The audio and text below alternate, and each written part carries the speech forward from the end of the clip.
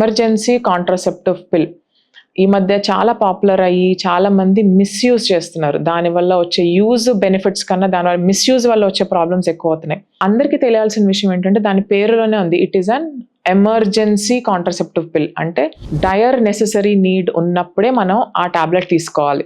నార్మల్గా మనం వాడే ప్రక్రియ అంటే కాండమ్స్ అట్లా యూజ్ చేసినప్పుడు కానీ, ఏదైనా కాండమ్ ఫెయిల్యూర్ వల్ల కానీ, అది చిరిగిపోవటం వల్ల కానీ, లేకపోతే అన్ఫార్చునేట్ ఇన్సిడెంట్ వల్ల ఇంటర్ కోర్స్ జరగటం వల్ల కానీ, రేప్ అట్లాంటి సెక్షువల్ అసాల్ట్ ఇట్లాంటి ఇన్సిడెంట్స్ అయినప్పుడు కానీ మనం ఇలా ఎమర్జెన్సీ కాంట్రాసెప్టివ్ మెథడ్స్ అన్నవి యూజ్ చేస్తూ ఉంటాం. సో చాలా మందికి ఈ విషయం తెలియక ఎమర్జెన్సీ కాంట్రాసెప్టివ్ పిల్లు చిన్న చిన్న పాపిన్స్ లాగా పాప్ చేసుకుంటున్నారు. So why is it unhealthy to use emergency contraceptive pill? Emergency contraceptive pill అన్నది హై డోస్ ఆఫ్ ప్రొజెస్ట్రాన్ ఉన్న కాంట్రాసెప్టివ్ పిల్. సో మనకి డైలీ రిలీజ్ అయ్యే హార్మోన్ కొంత పర్సంటేజ్ ఉంటే దీంట్లో దానికి మల్టిపుల్ టైమ్స్ ఇంక్రీజ్డ్, అంటే ఒక 200 to 300 times extra amount of progesterone available ఉంటుంది ఆ కాంట్రాసెప్టివ్ పిల్లో. Yes, it is a good method to use, but only when it is an real emergency.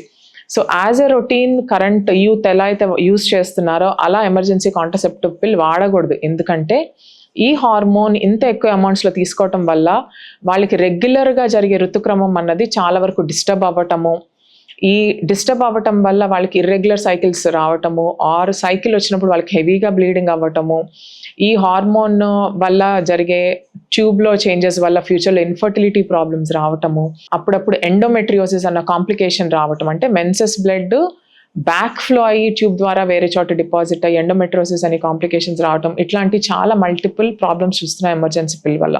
మీరు తీసుకునే అదే మందులు, అదే నాణ్యమైన మందులు మెడ్ ప్లస్ బ్రాండ్స్ పై సగం ధరకే.